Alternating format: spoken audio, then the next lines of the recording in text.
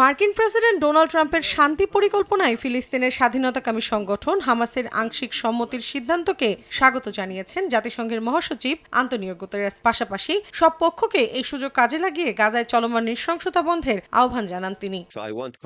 হামাসের ঘোষণাকে স্বাগত জানিয়েছে কাতারের পররাষ্ট্র মন্ত্রণালয়। সংগঠনটির অবস্থান ও যুক্তরাষ্ট্রের বাস্তবসম্মত রাজনৈতিক দৃষ্টিভঙ্গি মধ্যপ্রাচ্যে স্থিতিশীলতার নতুন সম্ভাবনা তৈরি করেছে বলে জানায় মিশর। অন্যদিকে হামাসের প্রতিক্রিয়াকে গঠনমূলক ও গুরুত্বপূর্ণ পদক্ষেপ হিসেবে বর্ণনা করে ইসরায়েলকে তাৎক্ষণিকভাবে সব হামলা বন্ধের আহ্বান জানিয়েছেন তুরস্কের প্রেসিডেন্ট রিসেপ তাইপ এরদোয়ান। ফ্রান্সের প্রেসিডেন্ট ইমানুয়েল ম্যাক্রোঁ একে দ্রুত বাস্তবযোগ্য প্রতিশ্রুতি হিসেবে উল্লেখ করে বলেন, এখনই শান্তির পথে নির্ধারক অগ্রগতি সম্ভব।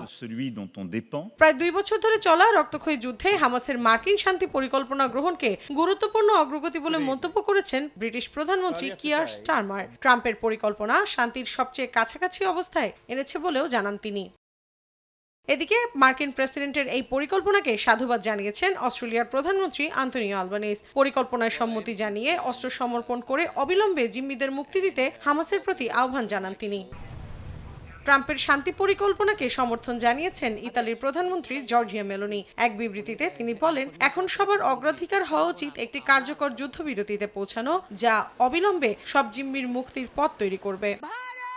গাজা সংকট নিরসনে ট্রাম্পের উদ্যোগকে অভিনন্দন জানিয়েছেন ভারতের প্রধানমন্ত্রী নরেন্দ্র মোদী। এক্সে দেয়া বার্তায় মোদী উল্লেখ করেন, জিম্মিদের মুক্তির ইঙ্গিত বড় ধরনের ইতিবাচক অগ্রগতি। স্থায়ী ও ন্যায়সঙ্গত শান্তির পথে যেকোনো প্রচেষ্টায় ভারত পাশে থাকবে বলেও বার্তা দেন তিনি।